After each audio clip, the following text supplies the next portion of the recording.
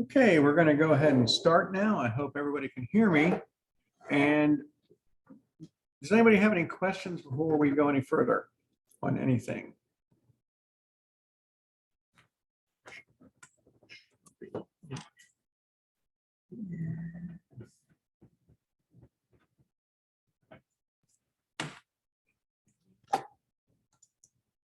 Okay, hearing no questions, I'm going to go ahead and start. Let me open this up to go. And now we ended last time on this. This structure here represents the cell cycle. Remember, the cell cycle is the ordered pattern that a cell follows when it's in interphase leading up to mitosis and cell division. And we know that there are, we have the G1 stage where we grow. We have the S stage where we copy our DNA. And we have the G2 stage where we make more enzymes and proteins necessary for mitosis and cytokinesis. We have a series of checkpoints built in here to the DNA. We want to make sure our DNA is perfect, that we send forward, so that when we copy it down here in the synthesis stage, there are no errors. So even before we start copying, we have a checkpoint right here at the end of the G1 phase. To see, the first thing we'll look for is, are there mistakes? Are there mutations? Has something happened to our DNA since the last time we copied? And if there is, then we will suspend any further action until we can go in and fix the DNA, fix the problem, correct the damage, or initiate apoptosis, cell destruction, if we can't fix it. But if we fix it and it's good, we move on, we check again to make sure there's no further damage down here. We check again in G2 to make sure that we've got two perfect sets of DNA. And then we'll have one more check here in mitosis to make sure that we are dividing evenly. So we have a whole series of checkpoints going on for us. Now, what can affect the cell cycle? There's a variety of things that can affect us. We have radiation, smoking, pollutants, chemicals, and viruses. All of these can alter the pattern of the nucleotide bases in the DNA strand. And you end up with adenine being assembled next, being complementary to, instead of thymine, adenine is attached to guanine, or cytosine is attached to adenine. Things that shouldn't happen can happen, or maybe the sequence is just wrong. Instead of having adenine, thymine, adenine as the sequence of bases on one side of the strand, you get adenine, adenine, adenine. Similar, but not the same thing. So these mutations can be caused by, let me back up here. Mutations can be caused by radiation, ultraviolet radiation, exposure to excessive amounts of ultraviolet radiation and sunlight. That's a well-known cause of skin cancers. And skin cancers, of course, are nothing more than uncontrolled cell growth in the skin. Exposure to ionizing radiation, the X-rays and gamma rays and things like that. A little less likely, but given our proximity to Oak Ridge and to research work done at various universities around in the area, it's entirely possible that somebody could be exposed to radiation. Smoking, the chemicals in cigarette smoke cause mutations in the cells of the lungs and the esophagus and the trachea and the larynx and the mouth. So there's all sorts of possibilities there for the chemicals involved to alter the DNA structure. What about pollutants? Well, air pollution and water pollution that may or may not be present. We have radon leaking into our houses in East Tennessee, in many of our houses, based on the structure of the rock underneath our house. And that can cause, radon. It goes back to the whole radiation. Radon is a radioactive gas, but it's also a pollutant now in our house. We get exposed to chemicals in our drinking water or chemicals in our air. What about industrial chemicals? You have a farmer as a patient who uses a variety of pesticides on his crops, and they get exposed to these pesticides. That may cause a problem. That may lead to a mutation. You have a patient that works in a tire factory, and the chemicals involved in the production of synthetic rubbers, synthetic tires, often cause mutations. Or a paint factory or a painter, exposed to lead or cadmium. So there's a variety of chemicals that can cause mutations. Benzene, a very common organic molecule, is also a common cause of leukemias, malignancies, blood cancers. And then, of course, we have viruses. The most common virus that we know about that causes cancer is going to be the human papilloma virus that causes cervical cancer. I mean, that's a known connection. We know that HPV, human papilloma virus, will cause cervical cancer. What about other viruses? Do they cause cancer? There are a lot of viruses that have been implicated in cancer. So that it's something to think about, because it alters the order of the DNA. It may cause the nucleotide bases to assemble in the wrong order. They may be paired in the wrong order. Now, if you're a cell, let me move this out of the way. If you're a cell and you can't repair your DNA, when you go into the S stage and you've identified that your DNA is damaged, you have to be able to you've got three choices. You can repair the DNA. You can allow the damaged DNA to continue, or you can undergo cell death, apoptosis. The first thing that can happen is that your cell can go into senescence. It doesn't go any further in its cell cycle. It stops. It hasn't died. It has become dormant, and the dormancy is essentially irreversible. It won't start up again. So the cell hasn't destroyed itself, but it also hasn't allowed the mutations to continue. Now, the next thing that could happen is apoptosis, programmed cell death. If the DNA can't be fixed, the cell will destroy itself. The cell will destroy itself, so that the damaged DNA is not allowed to undergo reproduction. We don't have the semi-conservative replication taking place that we talked about previously. And cell's dead.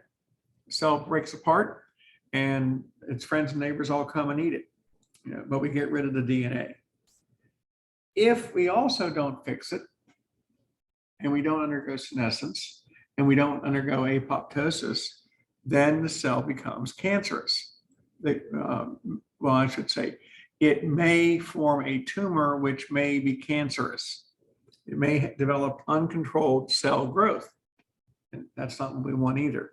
So if we can't fix the DNA, here are the choices: senescence, apoptosis, or a cancer cell may form. None of those three options are very, very good. Apoptosis, programmed cell death. The cell will break itself apart if it's infected. If it's infected with a virus or a bacteria, it will destroy and it can't fix it. It will destroy itself. If it's worn out, it will destroy itself. If the DNA is damaged, it will destroy itself. And what we start seeing here is that we start breaking down the structures of the cell with enzymes. We break apart the cytoskeleton of the cell, and we break apart the DNA, and then the cell ruptures. Now you can see on the left-hand side, there's a cell infected with a virus, and it is going to start breaking down its cytoskeleton.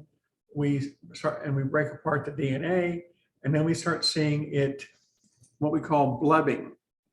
The cell breaks off into fragments. Those are called blebs. And then other cells come along and eat those blebs. So the damaged DNA never gets a chance to do anything. And over on the right-hand side, we're watching apoptosis taking place on a cell. You notice how the membrane, you can see when the membrane is breaking apart, we get these bulges coming out. That's the blebbing. And once those bulges occur and the integrity of the membrane is damaged, then the cell is fair game for other cells and macrophages to finish the job and destroy it. Now, to protect ourselves against things like that, we have what are known as tumor suppressor genes. Tumor suppressor genes, remember a gene is nothing more than a segment on our DNA. It's the physical location of a set of instructions. So that's what a gene is.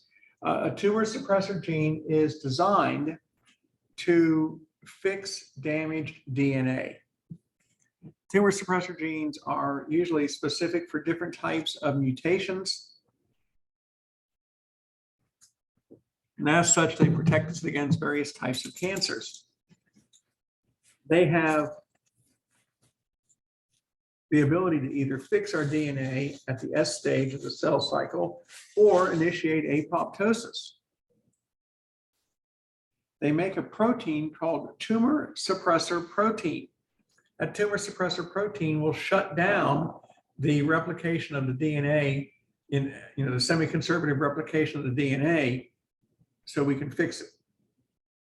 If the tumor suppressor gene fails to do its job, because tumor suppressor genes busy protecting us from all sorts of disruption, as we saw those various disruptions to the cell cycle.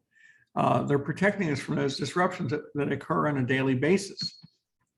We're always exposed to ultraviolet radiation, for example, and we're always exposed to viruses we aren't aware of, just for examples. Now, we have the tumor suppressor gene protects us by fixing the DNA in a cell if the DNA has been damaged by one of those things that disrupt the cell cycle, like radiation or pollutants or industrial chemicals or smoking or viruses or whatever. Anything that's going to alter our DNA is usually fixed by these tumor suppressor genes. Either the cell fixes the DNA or it causes the cell to destroy itself. Either way, the outcome is good because we don't have to worry about the damaged DNA anymore. But when that particular gene fails in some way, then it doesn't catch the problem. The damaged DNA gets to go forward. The tumor suppressor gene has failed to do its job. It's failed to stop the mutation from occurring. And so a mutation in the DNA caused by one of those cell cycle disruptors we talked about, the mutation can continue on in that cell line. And so now those cells are going to be reproducing, undergoing mitosis and cytokinesis and producing daughter cells that have damaged DNA that can lead to uncontrolled cell growth. That happens when the tumor suppressor gene fails to do its job.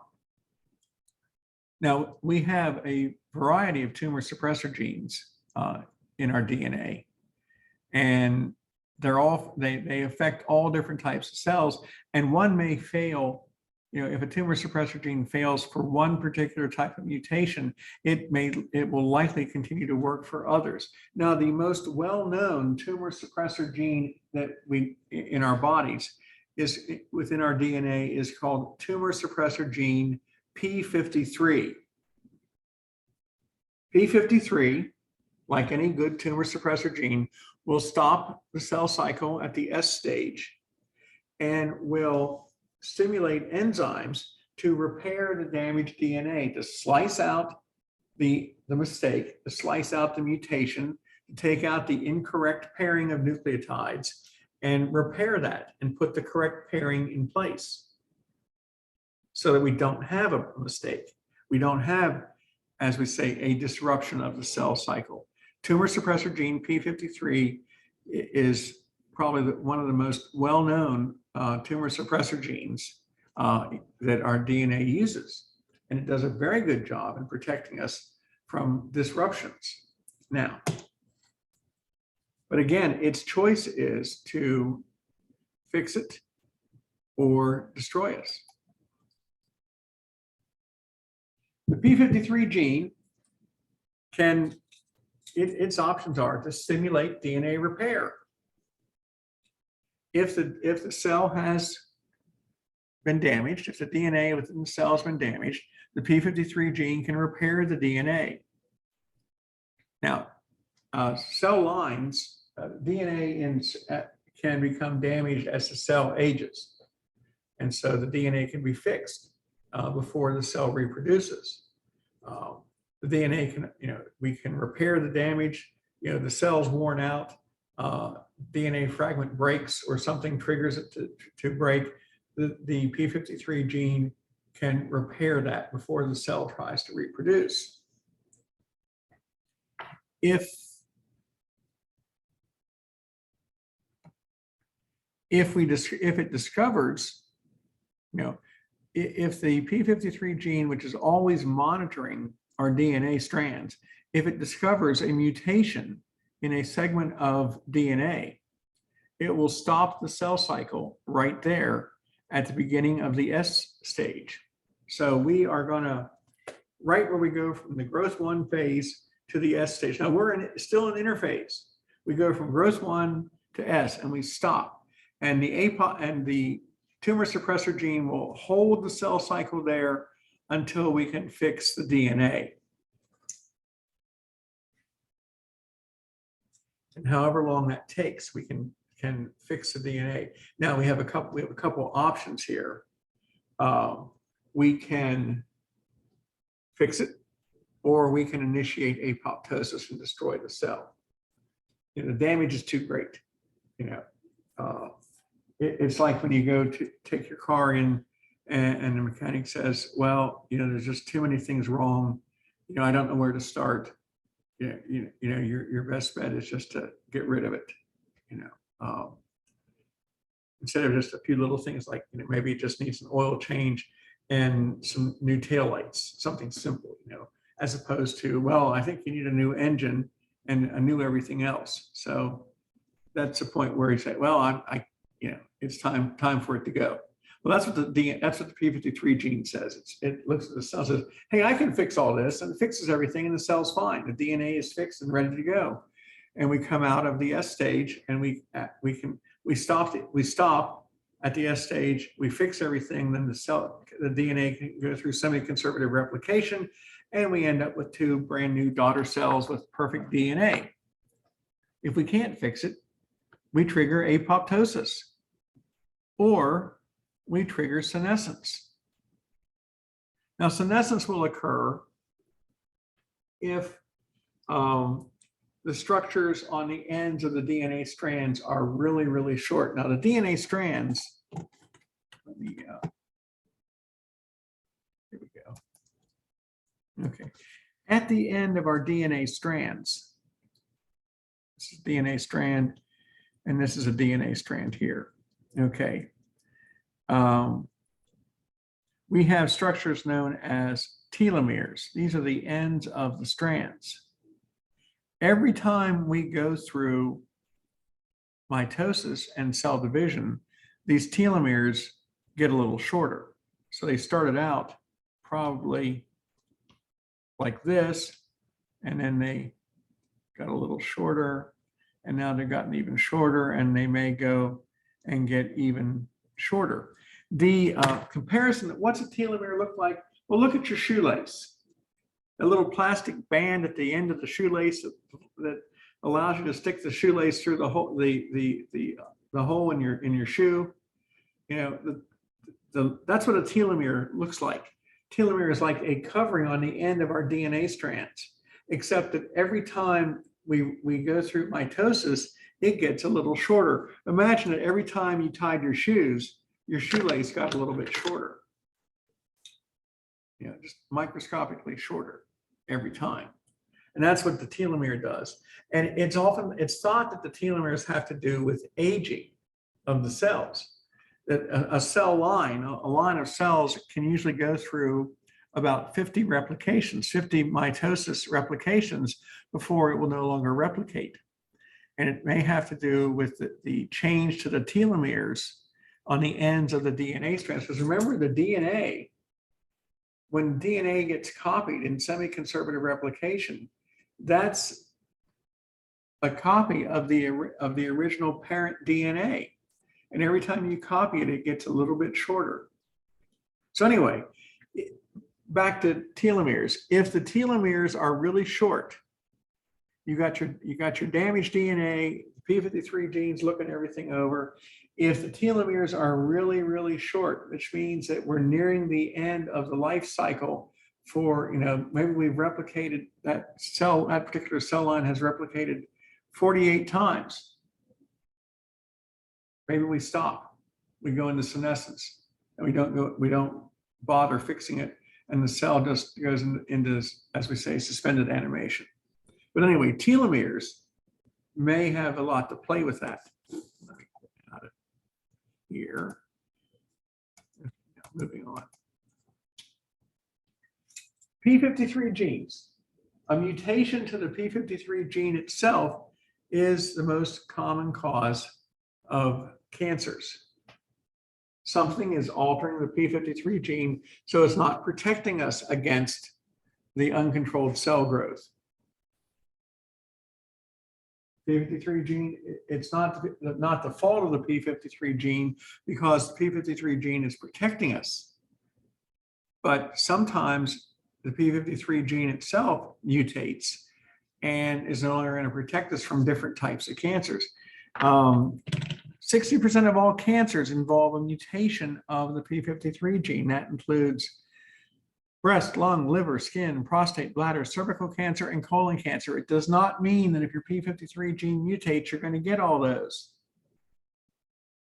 It doesn't mean that at all. It means that if your P53 gene mutates and no longer protects you against breast cancer, for example, doesn't mean you're going to get breast cancer. It means that your protection isn't there anymore. And your patient may go through a full life and live 95 years and never develop breast cancer. Doesn't say that they're going to get breast cancer if the P53 gene fails. It just means that the protection it had for that particular type of cancer is no longer working. Or if you're a male, prostate cancer, you know, or cervical cancer or colon cancer. You know, what happens here is the protective benefit of the P53 gene for that particular type of cancer isn't working anymore. It doesn't mean it's not working at all. It means that it's not going to protect you against bladder cancer or prostate cancer. But if it fails, it doesn't mean your patient's going to get all these at once. It doesn't work that way, because other parts of the P53 gene may be working just fine. Now, what does that really mean? What it means is that cancers don't run in families. Cancers don't run in families. What it means is that people that have high occurrences of certain types of cancers in their family are genetically predisposed to have that cancer. It doesn't mean that they're going to get it. You know, lots of people in a family may have colon cancer over time. Doesn't mean that everybody's going to get colon cancer. It means they have a predisposition to having their P53 gene fail and not protect them. Even if it fails, though, they may still never get colon cancer or breast cancer. Breast cancer is another one where people will often say that breast cancer runs in the family. Well, what you have is the predisposition to a failure of a different tumor suppressor gene, P27. P27 genes are associated with breast cancer. If they fail, then your patient has a higher risk of developing breast cancer, but it doesn't mean they're going to get breast cancer. So again, you know, P27 works by blocking even the beginning of going into the S stage, so you never get to copy the damaged DNA. So, but these tumor suppressor genes protect us from mutations that can occur.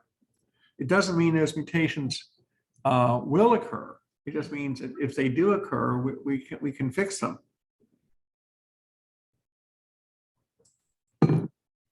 P27 gene has a lot to do with breast cancer. If you have a failure of the P27 gene and your patient develops breast cancer, then it's probably, if they have a failure of the P27 gene and they develop breast cancer, it's because the P27 gene wasn't there to do its job anymore, or didn't work anymore for that particular cancer or that particular mutation. So what do we have here? Let's look at the P53 gene, because we'll focus on the P53. P53 gene is there on your DNA strand. It detects any kind of mutations to the DNA in various locations. It's looking at the DNA for liver cells, skin cells, bladder cells, breast cells, prostate gland cells, whatever. And it will look for mutations on the DNA segments in there. And if it detects a mutation, a damaged area of the DNA, it's going to do one of two things. It's going to stop the cell cycle. It's going to repair the DNA. It's going to start up the cell cycle. Or it will trigger apoptosis or senescence. Apoptosis, the cell will initiate self-destruction, or the cell will go into senescence. And now you no longer have the damaged DNA anymore. The damaged DNA has been destroyed. No cancer cells, no uncontrolled cell growth. It's all been destroyed at this point.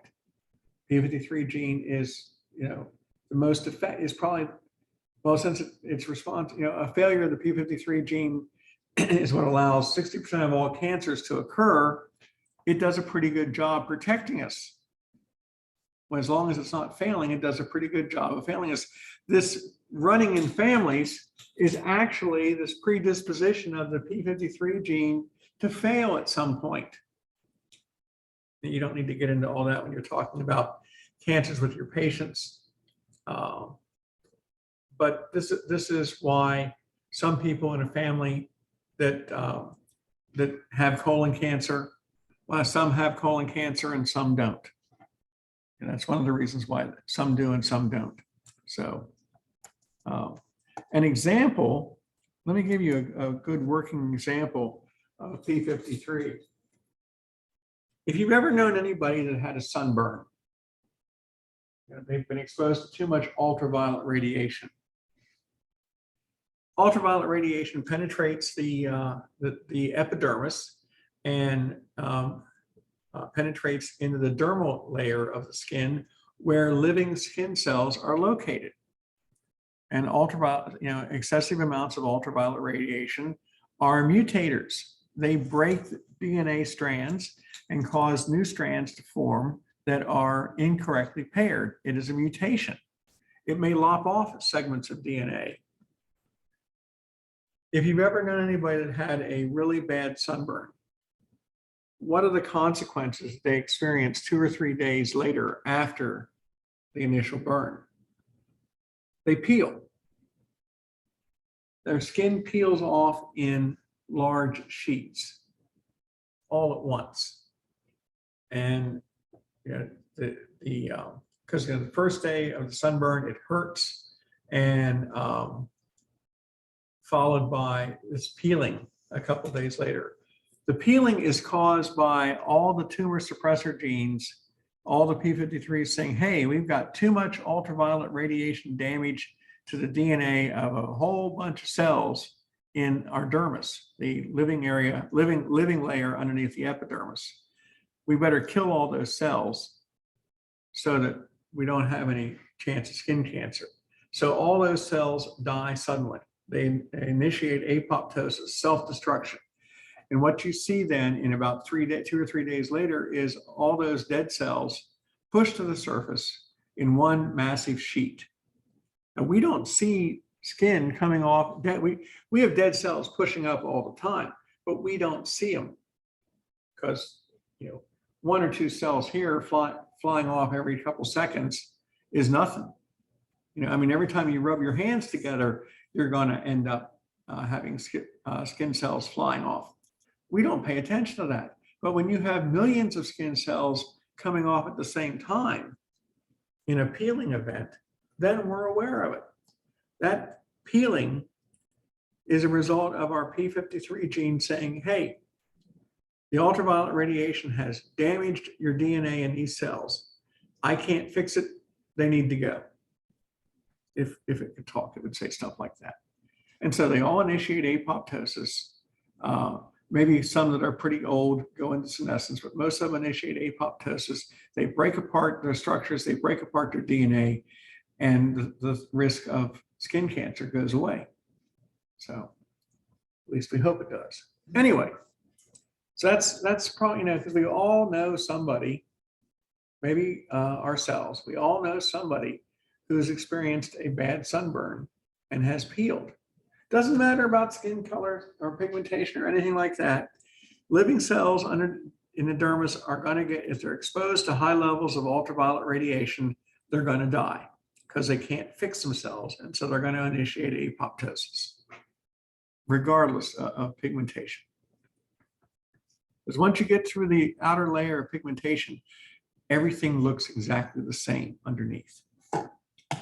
Okay, now, shift gears here a little bit.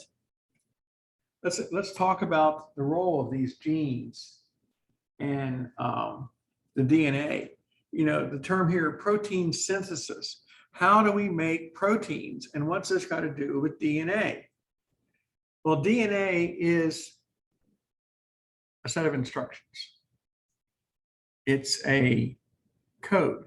It's a cookbook, if you will. It's a blueprint. It's the plans on how to build us. The code for putting together a strand of amino acids to make a protein is linked, is embedded in the DNA strand. The DNA will direct the order. It will specify the order that the amino acids have to be assembled in to make a protein. And the instructions for each protein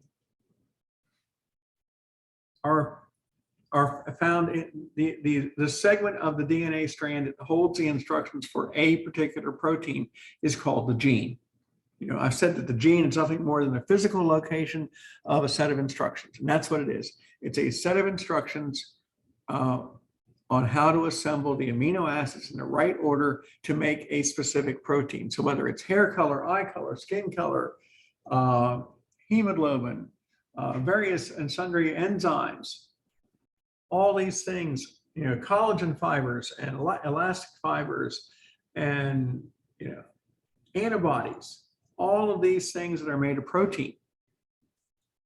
The instructions are embedded in our DNA because these proteins are all made of amino acids in a specific order. They're all made of amino acids linked together in a specific order. And that order is directed by the DNA strand. The order of the bases in the DNA strand dictates the order of the amino acids. So the link here is the way the bases are laid down in each gene. Each set of bases indicates a particular amino acid, and the order of the bases dictates the order of the amino acids. Now, a gene has two structures to it. It has what are known as exons and introns. The exons are the coding segments of the gene, or the information that we actually make the protein from. The introns are the non-coding segments, and they're sort of scattered randomly, maybe not randomly, throughout the gene. So we have coding segments that produce the protein and non-coding segments that produce something else, but we're not certain what they're there for. So, and the sequence of the bases dictates the sequence of the amino acids. We have, in DNA, we have adenine, guanine, thymine, and cytosine. Now, the code for a particular amino acid is based on the sequence of 3 of these bases. So, for example, come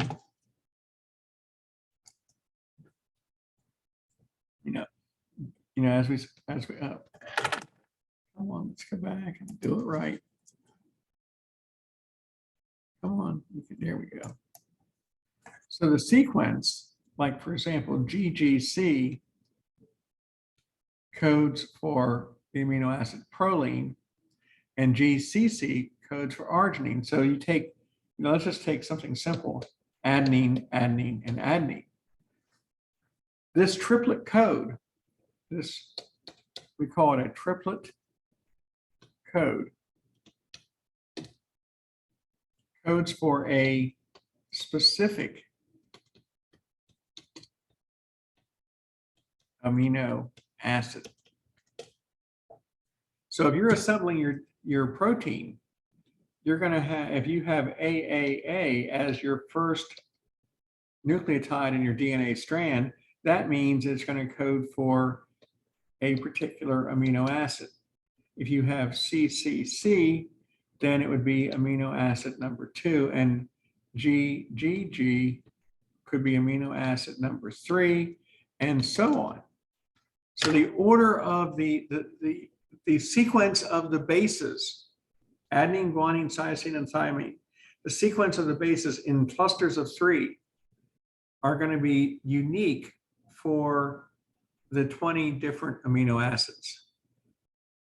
And so the triplet code will specify a particular type of amino acid. Let me clear this and get out of this. Come on, I press clear it. Oops, let's do it again. Clear all drawings. There we go. Now we go. Okay, now let's hope this works.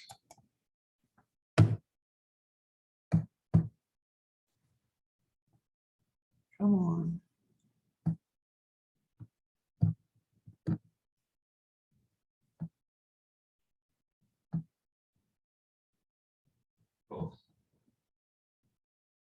Ribose.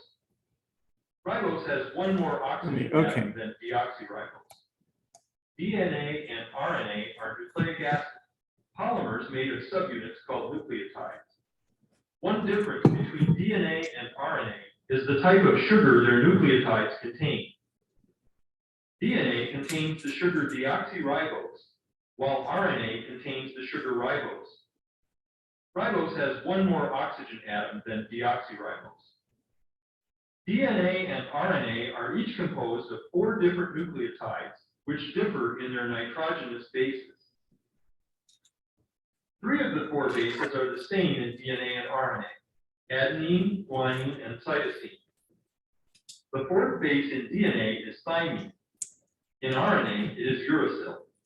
The nitrogenous bases guanine and adenine each have 2 linked rings of atoms. They are called purines. Cytosine, thymine, and uracil each have a single ring, and these 3 bases are called pyrimidines. For convenience, the carbon atoms in a nucleotide sugars are numbered, beginning with the carbon atom bonded to the nitrogenous base, moving around the ring, and up to the carbon that is bonded to the phosphate group. The 1' carbon is bonded to the nitrogenous base, the 3' carbon to the next nucleotide, and the 5' carbon to the phosphate group. DNA and RNA are polynucleotides, long chains of nucleotides. Polynucleotides are always assembled in the 5' to 3' direction. A covalent bond forms between the carbon at the 3' position of a nucleotide and the phosphate group at the 5' position of the next nucleotide. RNA usually consists of a single polynucleotide chain. DNA, on the other hand, consists of 2 polynucleotide chains. The 2 DNA chains, or strands, are oriented in opposite directions and held together by hydrogen bonds between the nitrogenous bases on opposite strands. Because of their sizes, shapes, and arrangement of polar groups, the DNA bases form complementary pairs. Adenine pairs with thymine, and cytosine pairs with guanine. The 2 polynucleotides in DNA wind around each other to form the familiar double helix. The bases can be in any order, like the letters of the alphabet. However, the base sequence is significant. Sequences of bases called genes encode the instructions for the structure and function of an organism. Okay, I think we could say that it's a little more than just significant. Now, what is a gene? A gene is the physical location of the coded information for a particular trait. In this case, the trait is a protein. Now, if we look at this double helix here, let me bring up my little marker. Okay. A gene could be this segment from here down to here. That's a physical location. Now, what's so special about this? Well, we have to take into consideration the order of the bases in the on the strand. Like, for example, here is T, G, G. Now that is a triplet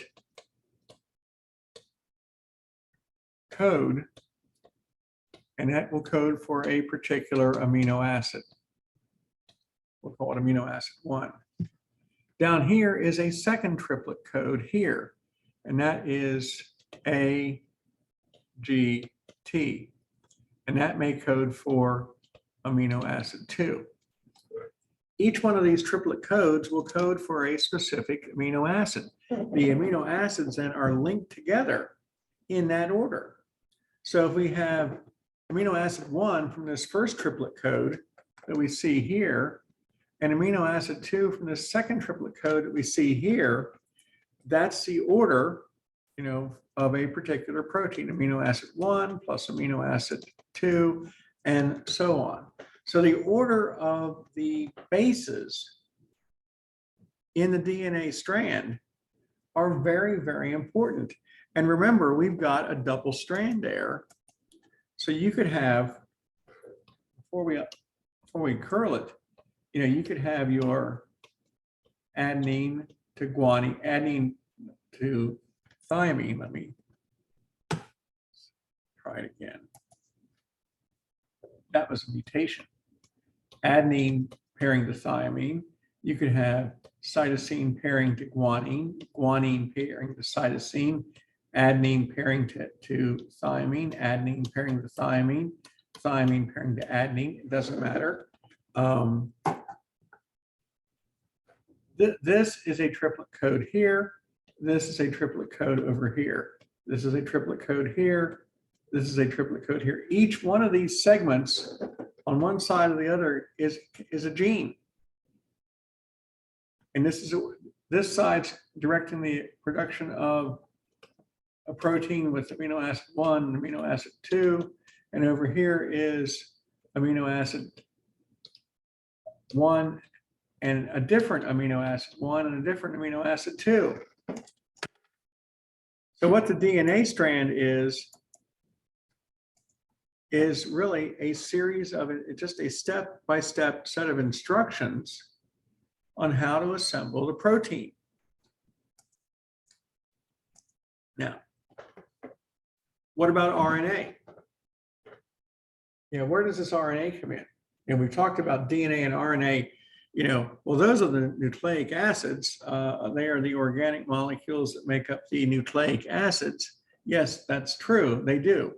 What is RNA? RNA is a single strand. RNA comes in 3 types. It has messenger RNA, ribosomal RNA, and transfer RNA, all single-stranded.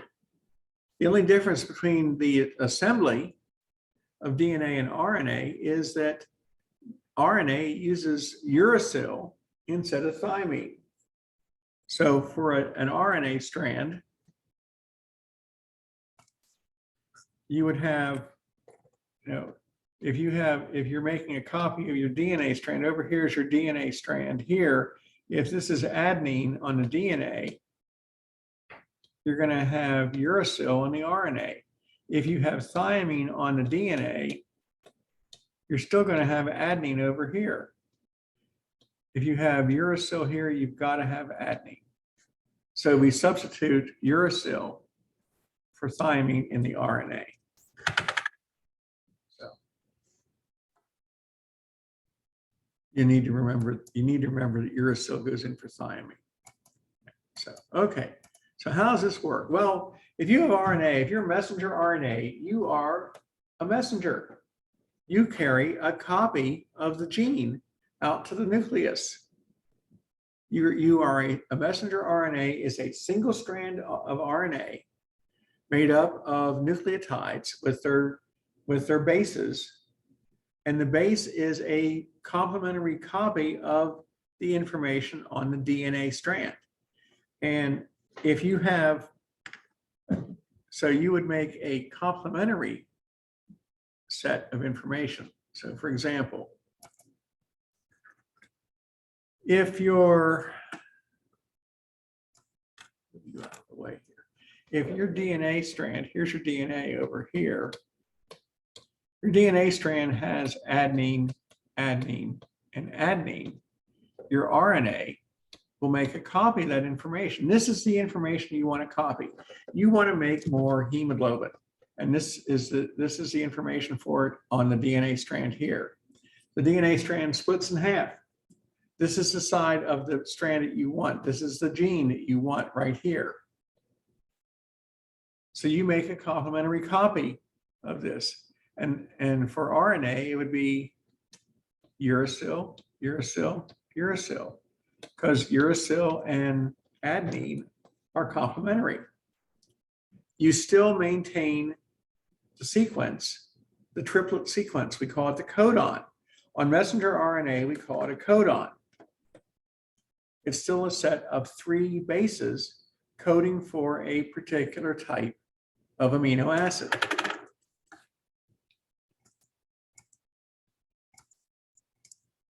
The ribosomal RNA helps put together the ribosome. The ribosome looks like a big hamburger bun with a large top portion and a small bottom. This is where assembly of the proteins actually take place in the rough endoplasmic reticulum. The ribosome is a 2-sided structure or 2-portion structure that comes together made out of ribosomal RNA, and it's where the messenger RNA goes to direct the assembly of the protein. Now, we have to have a mechanism to get the amino acid to the messenger RNA. Messenger RNA has the complementary sequence that you need. It has that uracil, uracil, uracil being complementary to adenine, adenine, adenine. Transfer RNA actually brings the unique amino acid to the codon on the messenger RNA. The transfer RNA has a triplet code called the anticodon. The anticodon is complementary to the codon, so they bind together in the ribosome. The transfer RNA is bringing that unique amino acid. And so a transfer RNA comes and lands on the triplet codon on the messenger RNA. Its anticodon lands on the codon, and it brings down a unique amino acid based on its anticodon. And here comes another transfer RNA with an amino acid that is specified by the second codon. And we start assembling our strand.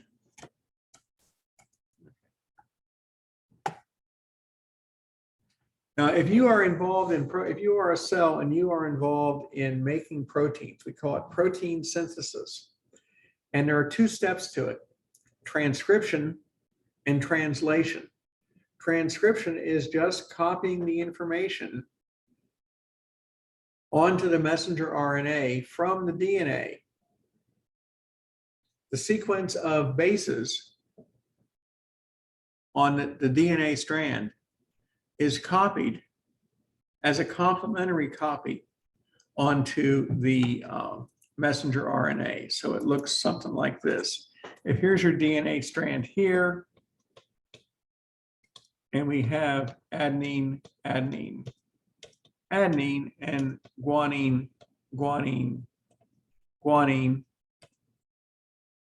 cytosine, cytosine, cytosine. Your messenger RNA strand is going to copy that and make a complementary copy. So you would have uracil, uracil, uracil, cytosine, cytosine, cytosine, guanine, guanine, guanine. The messenger RNA is a transcribed, it's a copy of the instructions. It's a complementary copy of the instructions. Complementary copy. So this is the messenger RNA. Now let's try to make this more sense. Now, translation is actually taking that information and making the protein. You take the instructions on the messenger RNA and you follow those instructions to make your protein. It's like you copied a recipe. Grandma has a cookbook that she never lets leave her house. She's got all of her recipes in there, or some written down in the margin, some tucked in, some cut out from newspapers, but they're all in there, and she never lets that cookbook leave the house. If you want a recipe for cookies, you know, maybe she makes really, really, really good sugar cookies, and you want that recipe. The only way you can get that recipe is to sit down and make a copy there at Grandma's house. You write down the instructions. You are transcribing. That's what writing down means. You are transcribing the instructions on a piece of paper or in your computer or on your phone. Maybe you just take a picture of the recipe. You follow that, but you have made a copy of the instructions. You have made a complement. Your copy is a complement to Grandma's instructions. Now, the recipe then allows you to produce a product. In the case of our cells, translation, we take the instructions and we follow those instructions and produce a protein. We translate the written word with a recipe into a finished product. Essentially, we're following the written instructions on the messenger RNA to end up with a protein. That's what transcription is all about. Transcription and translation. Transcription is essentially the written set of instructions. Translation is following those instructions to produce the finished product. So transcription, how do we start with transcription? How do we get that rolling? Well, first of all, we got to get the DNA strand to unwind. The DNA strand is double-stranded. It's held together you have complementary, the base pairing, adenine to thymine, cytosine to guanine. They're held together with hydrogen bonds, and we get the double helix. We've all seen that. So what do? We get the strand, the double strand, to open up.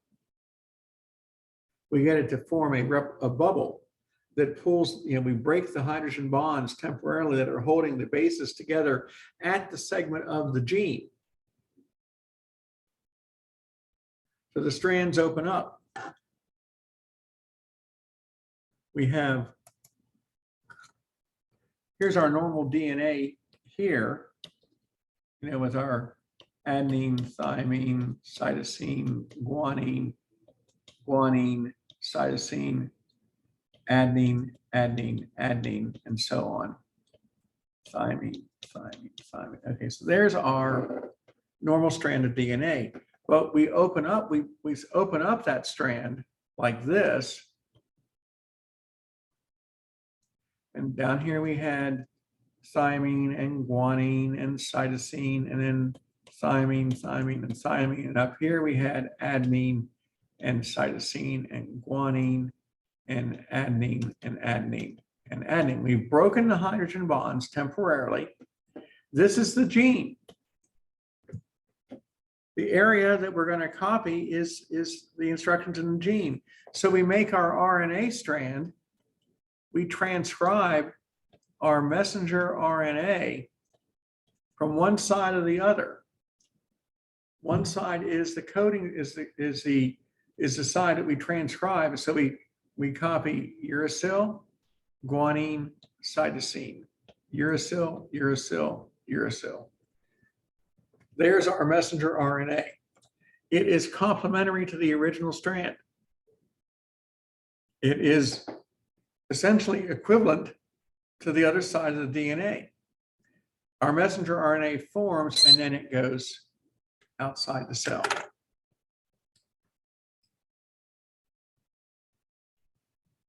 So we open up the DNA strand to copy the gene, because the gene's on one side or the other. We have a gene on both sides.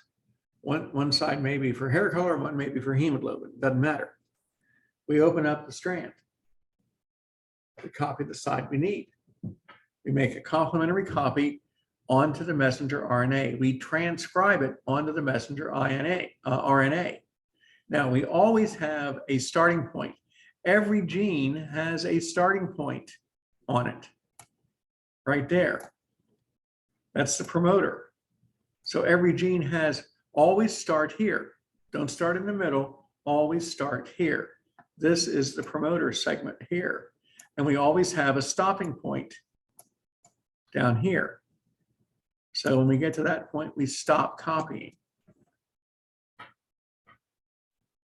The DNA template strand, the one we copy from, always has a start and stop point.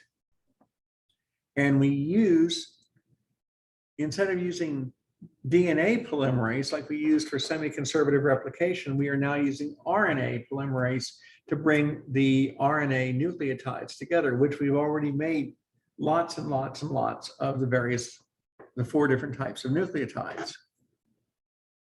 Because we're making those all the time. Now let's get out of this and go on to the next one. Okay, so here's what happens in transcription. The first thing is that the DNA strands separate. RNA polymerase causes them to separate. The DNA strand separates. Then the RNA polymerase will start manufacturing the messenger RNA to make what we're seeing here. Well, oh, back one. Sorry, I got carried away with myself. Stop it.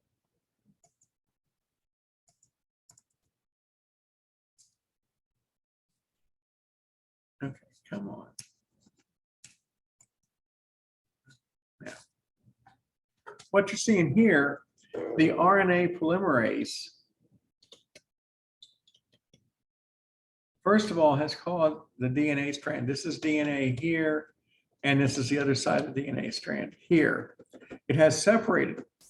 We are now using the RNA polymerase to bring in the messenger RNA nucleotides, because there's uracil, there's cytosine, there's guanine. Uracil corresponds to thymine, guanine and guanine, thymine to uracil. So we have our adenine.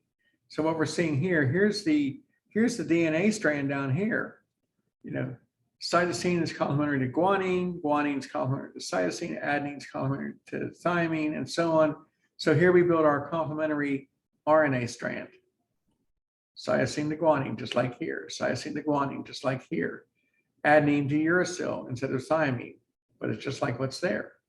Cytosine to guanine, just like there. Guanine to cytosine, just like what we have there. Adenine to uracil instead of thymine, again.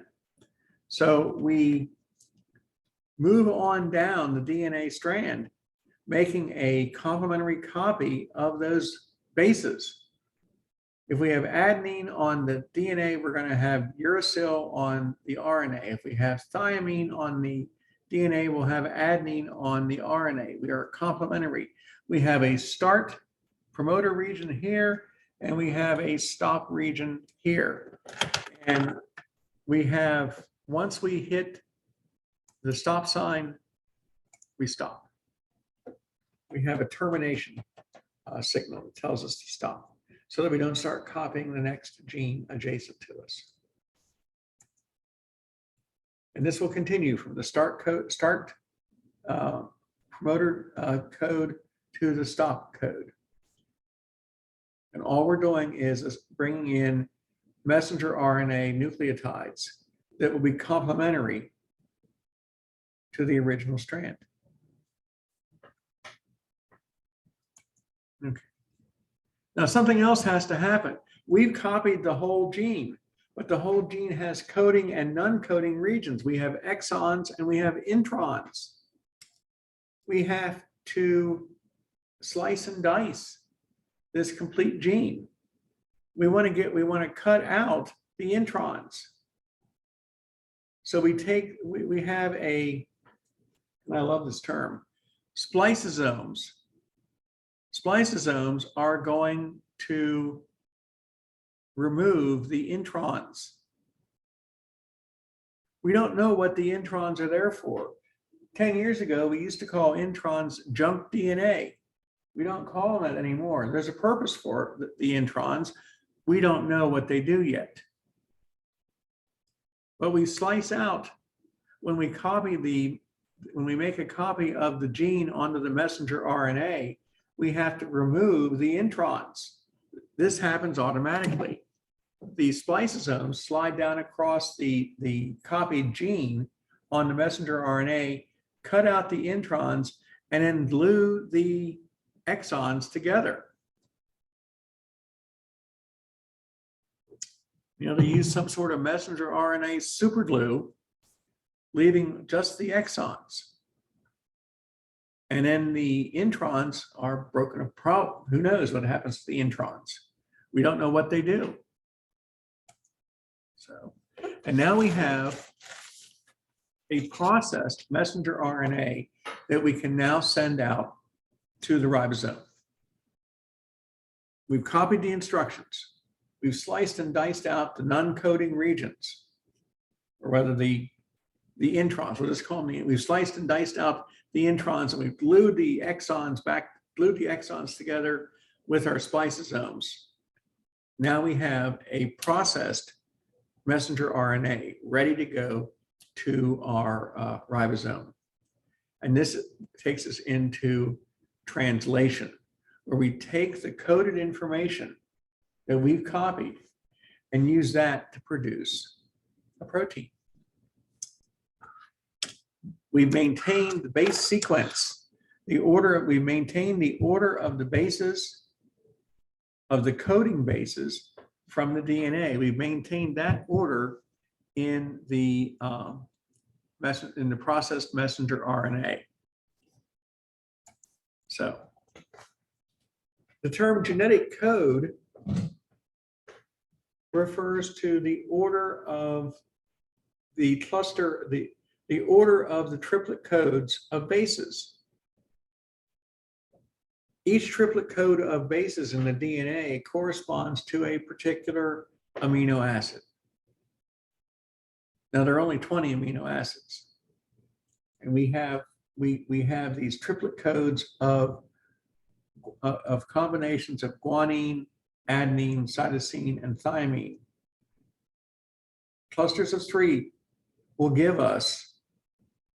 correspond to a unique amino acid. So the code, when we say the genetic code, we're talking about the triplet code of 3 bases together that specify for a unique amino acid. One of the amino acids is called glycine. So perhaps adenine, thymine, adenine codes for glycine. Okay, so we need to make our protein, we have to have glycine as the first amino acid, or maybe phenylalanine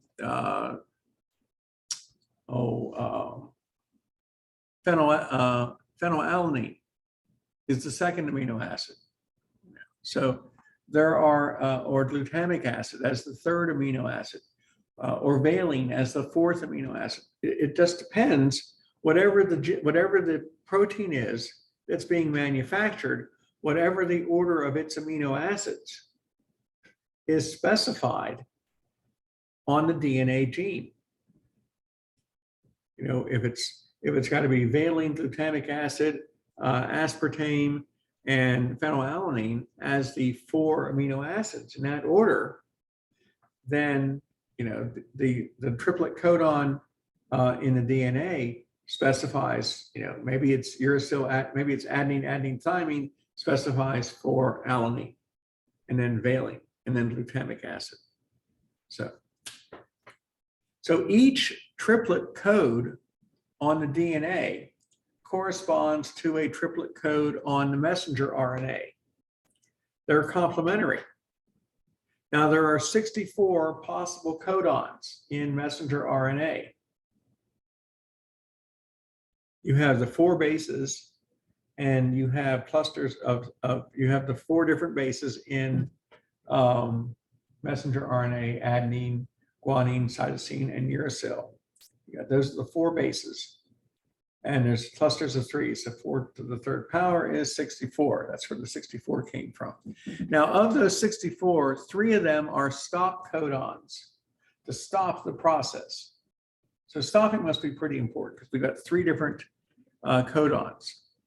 The other 61 codons are going to be specific for an amino acid. So hang on one second.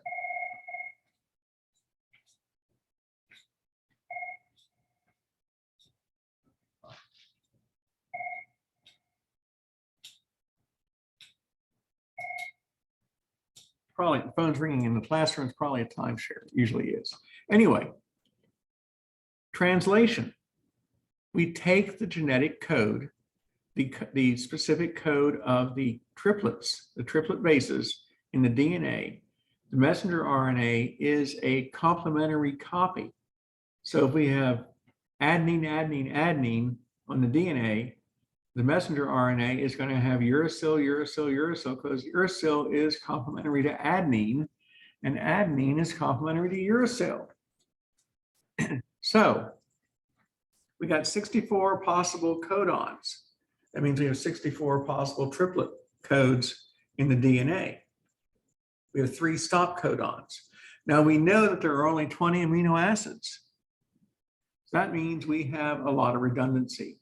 That means that certain amino acids are going to have multiple combinations. So you can have, we've seen as many as 6 different codons that are going to specify the same amino acid. So it's probably a pretty important amino acid. There's so many different variations that can produce that. So we have redundancy here, so that even if we make a mistake,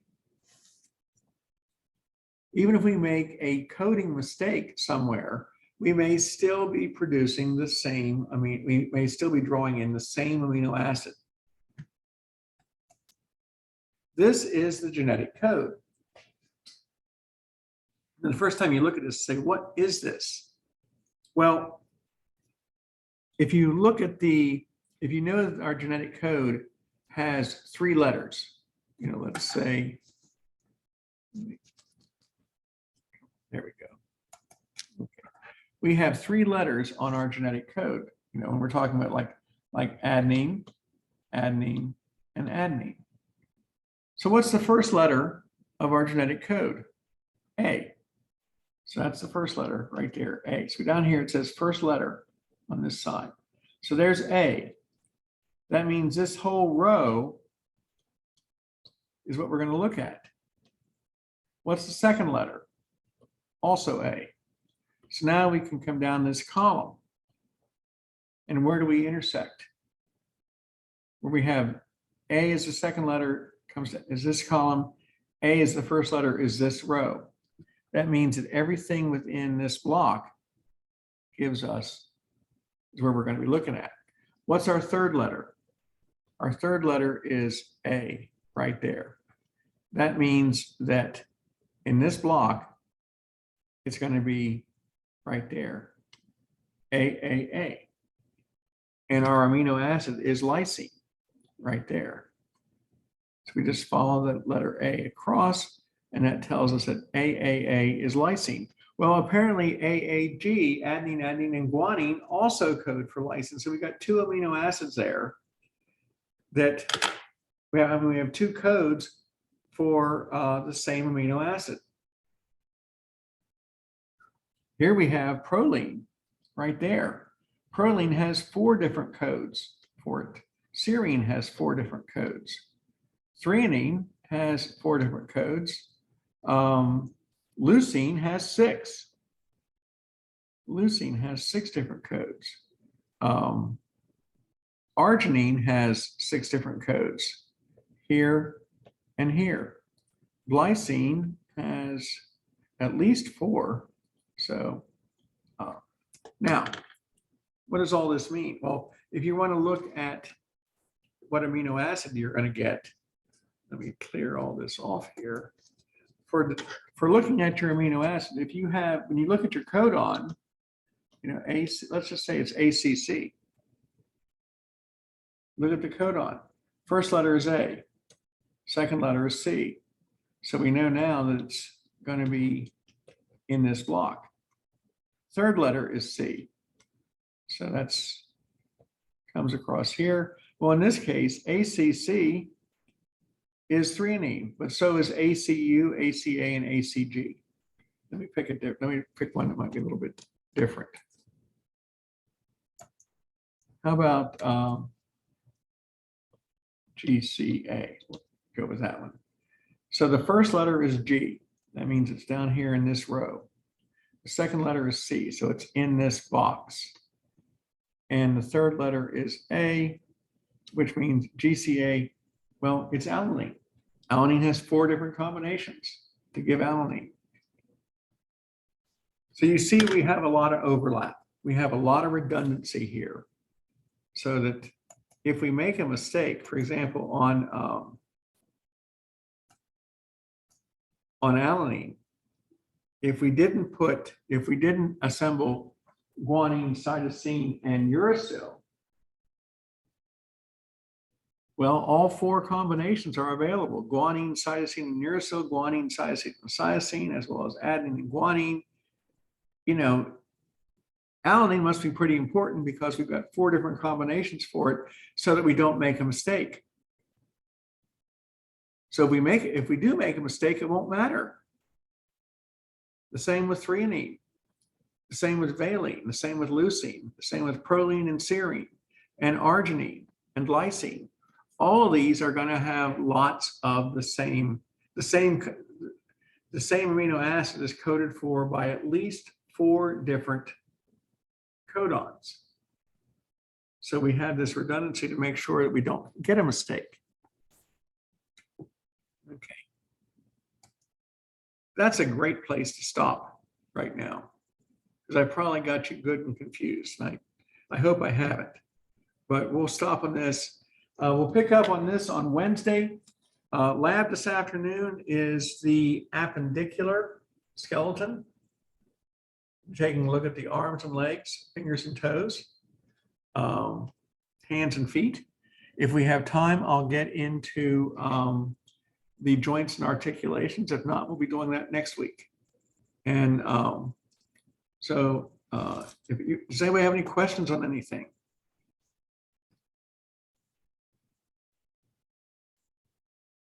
Okay, then I'll get us out of here.